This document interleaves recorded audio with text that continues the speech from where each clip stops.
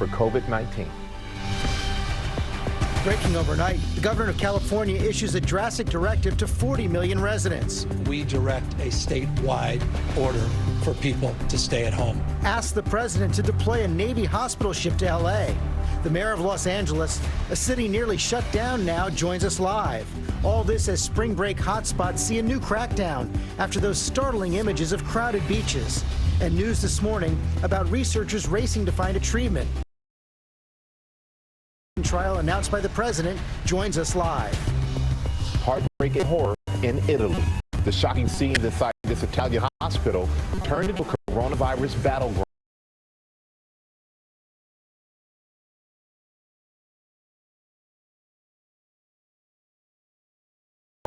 Doctors being called out of retirement, hundreds of volunteers being rushed in. The number of deaths there, now the highest in the world. They're warning to the U.S. this morning. Overnight, a scandal brewing on Capitol Hill. Some prominent U.S. senators dumped millions in stock after getting official briefings about the coronavirus pandemic before the markets tanked. Are they guilty of insider? At home, closer to a massive $1 trillion stimulus. The latest on the plan to put a $1,200 check in the hands of millions of Americans. And everyday heroes. How a 20-year-old college student assembled thousands of volunteers in just under a week to support those who need it the most. And what celebrities like Jennifer Garner, Reese Witherspoon, and Frozen's Josh Gad are doing to help out millions of parents. Gondola! Gondola! Live in Times Square, this is Good Morning America. Good morning, America. It's great to be with you on this Friday morning, and Josh Gad makes you smile. Always. It does, and it's great to see so many Americans stepping up right now, trying to get through this new, I call it abnormal normal, together right now. It is great to see, and it is essential. We simply have no choice. Across the country, officials putting drastic measures in place to fight this pandemic. Here's what we know right now. The entire state of California ordered to stay at home. That's 40 million people. The global death toll has now topped 10,000. Almost 250,000 cases have been recorded. And the situation just keeps getting worse in Italy, now with more deaths than China. But one bit of good news from that country: for the second day in a row, China reporting no new cases. That is great news, and we're going to take a look at this. Workers in a Seattle suburb are building a 200-bed-filled hospital on a soccer field. And this scene in Texas growing more familiar, where people wait online, extremely long lines, as you can see, to get tested for the virus. It went round and round the block. At least the tests are starting to get there. We're going to talk to the mayor of Los Angeles in a moment, and that's where Matt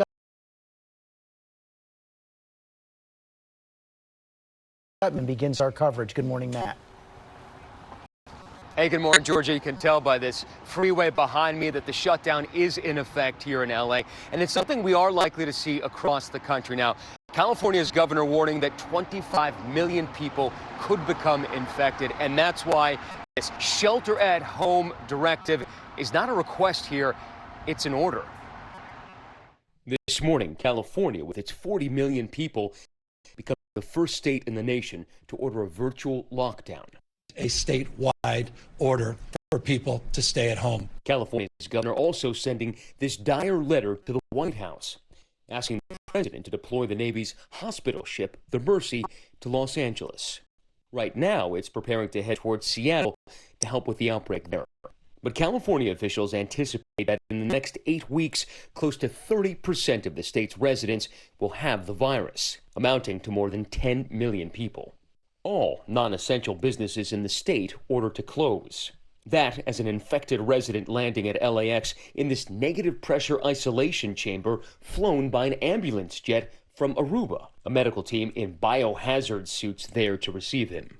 In New York, a desperate plea from Mayor Bill de Blasio as cases surge to over 3,500. But the federal government does not do all in its power immediately. There will be people who die who didn't need to die. At the White House, the president touting an anti-malaria drug called chloroquine or hydroxychloroquine that could be used to fight the virus. And it's shown very encouraging, very, very encouraging early results. And we're going to be able to make that drug available almost immediately. It's been approved.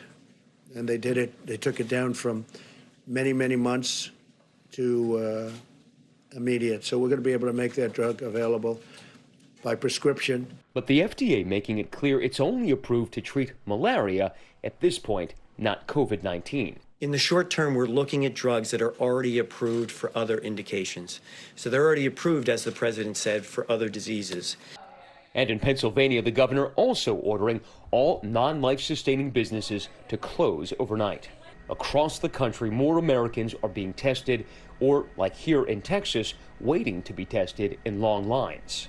And with more tests, the number of confirmed cases of coronavirus surging. Now more than 13,000 in the U.S., killing around 200 Americans. That is the nation sees the largest peacetime construction of hospital beds in its history. In Shoreline, Washington, one county is creating field hospitals at multiple locations, including sports fields, in an effort to create space for 3,000 additional medical beds. And this morning, stories from people battling the virus. 22-year-old Bionda Haliti telling ABC News she felt the symptoms, but only was diagnosed after 2 visits to the hospital. I also wanted to be an example and, tell people my age that this is real. And tragedy striking this close-knit family in New Jersey after a 4th member died of the virus.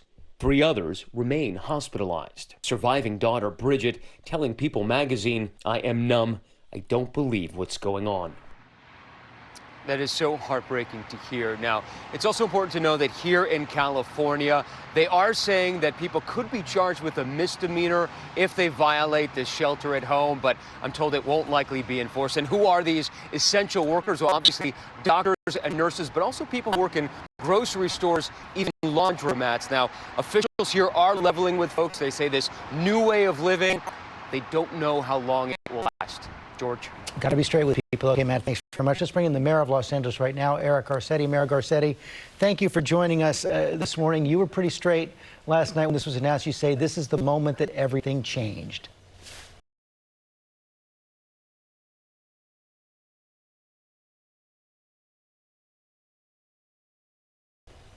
It's exactly right, George. And, when things feel wrong, it's probably the right time to do them. When it feels right, it's too late.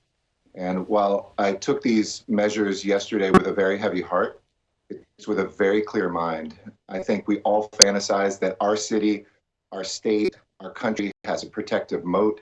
If we can just keep those people out, if we can somehow have a bubble around us, it's not coming. But the history is clear and this disease is clear. We have to take steps early. None of us have the adequate infrastructure for this, and our best shot is to push this out. And these are acts of love for people and the precious lives that we want to protect. It's a beautiful way to put it. Tell us how it's going to work. So, somebody asked that yesterday, is this kind of like if you see something, say something? And I responded, yes, not in the way that we're used to it. It's not reporting it to law enforcement. It's telling somebody you see out there who is closer than 6 feet to please back up. Seeing a business that maybe didn't hear the news and letting them know that it's supposed to be closed. Obviously, we're going to have a lot of city workers who don't have badges on and other folks out there safely letting people know in the next few days, helping them adjust to this new life that we will live with for a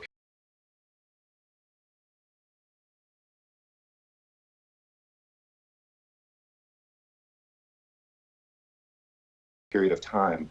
And where there's a few cases of folks not abiding by it, of course, we can always make sure there's enforcement. But George, the last time I saw at rush hour a Google map of Los Angeles and every freeway was green, that just hasn't happened in my life. So I've been very proud of my city that even before yesterday's announcement, the measures we had done earlier in the week, people are abiding by them because they know they care about their loved ones, they care about each other. And they want to get through this. It's good to see that people are getting it. We know the hospitals are already overstretched. That situation is going to get worse. Shortages of equipment, shortages of that protective equipment for nurses and doctors. That's exactly right. And, some cities are a day or two off from that. In Northern California, they took those steps a couple days earlier. When I spoke to the governor yesterday, I encouraged him. I said Los Angeles was going to be taking these steps. And It's just a matter of time, and every governor and every person out there, no matter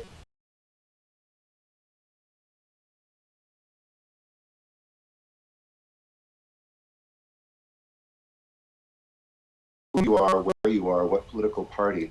These things we saw in 1918, the cities that acted quickly were able to protect more people, and those that didn't were devastated with the Spanish flu. You look around the world right now, it's the same thing. We have a younger population than Italy in Los Angeles. We might have a slightly lower fatality rate, but we will have people die. We had our second death here. This is real.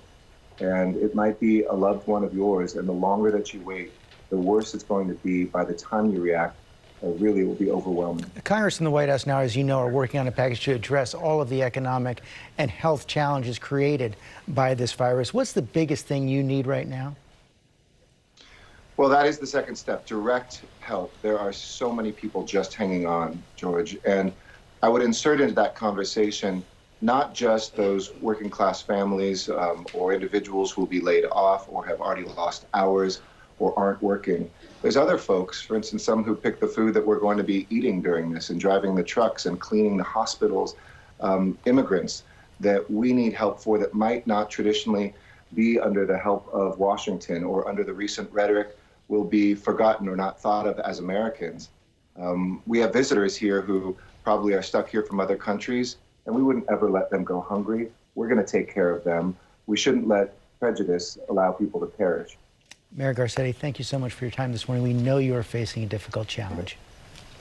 Thank you. God bless you. Strength. Thank you. Michael? All right, George, thank you. And now we're going to go overseas, where Italy has surpassed China as the country with the highest coronavirus death toll in the world. In the past 24 hours alone, there are more than 5,000 new confirmed cases with 427 new deaths. We're going to go to Maggie Rulli with the very latest. Good morning, Maggie.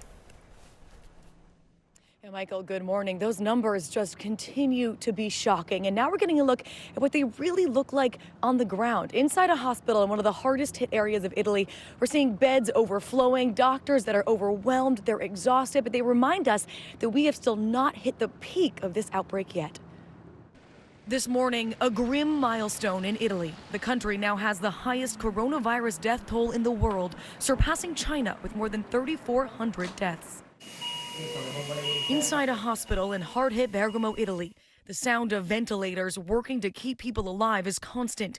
Doctors say they're scrambling to keep up. The patients pouring in with symptoms resembling pneumonia, not the flu. It's a massive strength for every health system, because we see every day 50 patients who come to our emergency department with pneumonia.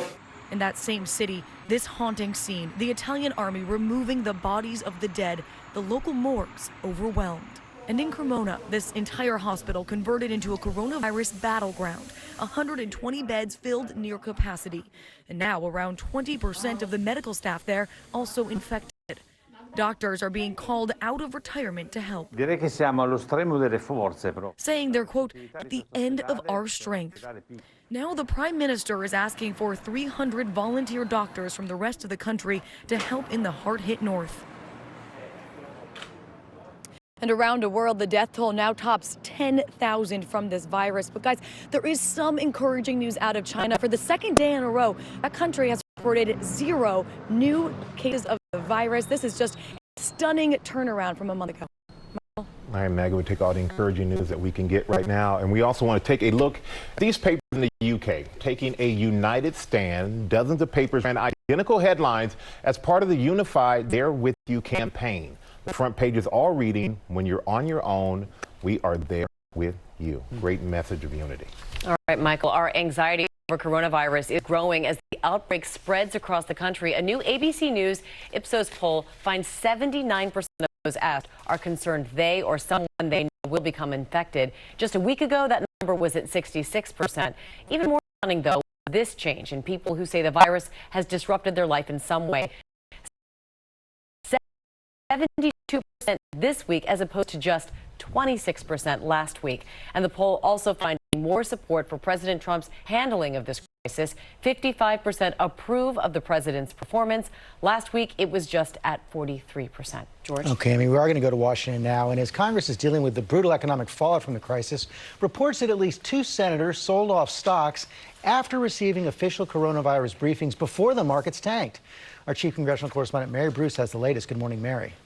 Good morning, George. Well, there are serious questions this morning and calls to investigate whether these senators were using privileged information for their own financial gain. Republican Senator Richard Burr sold off as much as $1.7 million in stocks, including investments in the hotel and travel industries, right before the market began to fall. Now, as the powerful chairman of the Senate Intelligence Committee, he was receiving briefings on the coronavirus. Now, at the time, Burr was offering public assurances to Americans that the government was prepared to tackle this. But according to a report by NPR, privately, Burr was offering a much more dire warning. Now, in a statement, Burr's office said he made these transactions several weeks before the U.S. and financial markets showed signs of volatility. And also this morning, there are questions about Republican Senator Kelly Loeffler of Georgia. She dumped more than $1 million in holdings in the lead up to this outbreak. Now, Loeffler, whose husband is the chair of the New York Stock Exchange, in a tweet says that this is a ridiculous and baseless attack. She says decisions about her investments are made by third-party advisors. George. Okay, Mary, there have already been calls to investigate, as you said. Mary Bruce, thanks very much. Amy?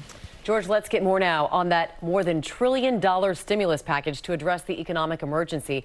President Trump now saying that may not be enough and that he is open to having the government take equity stakes in companies getting bailouts. Our chief business correspondent, Rebecca Jarvis, has the details on what American families can expect and just how quickly they can expect it. Good morning, Rebecca.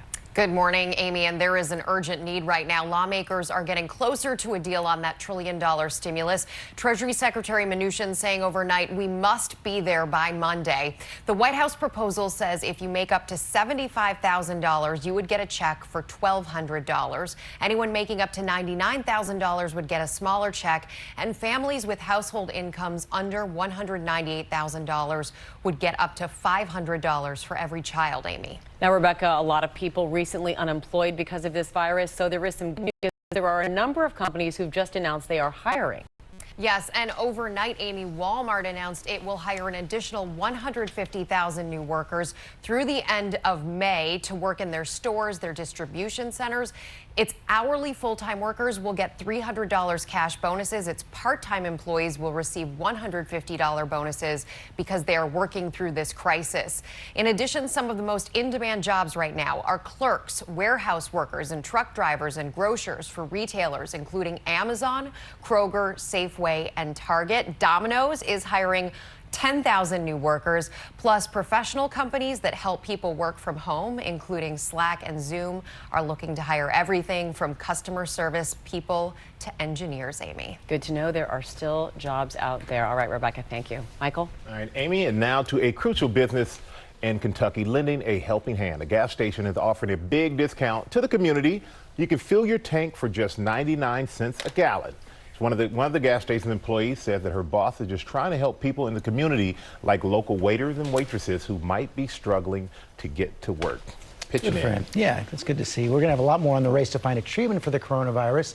The lead investigator of a new drug treatment trial is joining us live.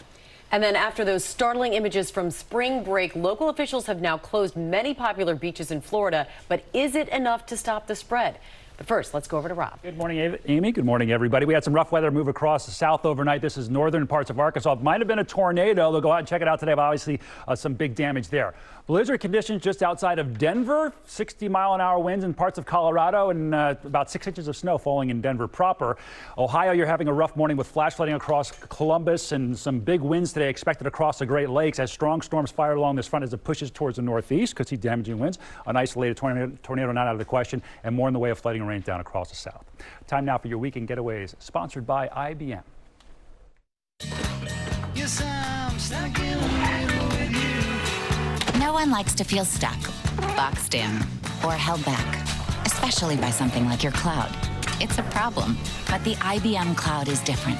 It's the most open and secure public cloud for business. It can manage all your apps and data anywhere, so it can help take on anything, from rebooking flights on the fly to restocking shelves on demand without getting in your way.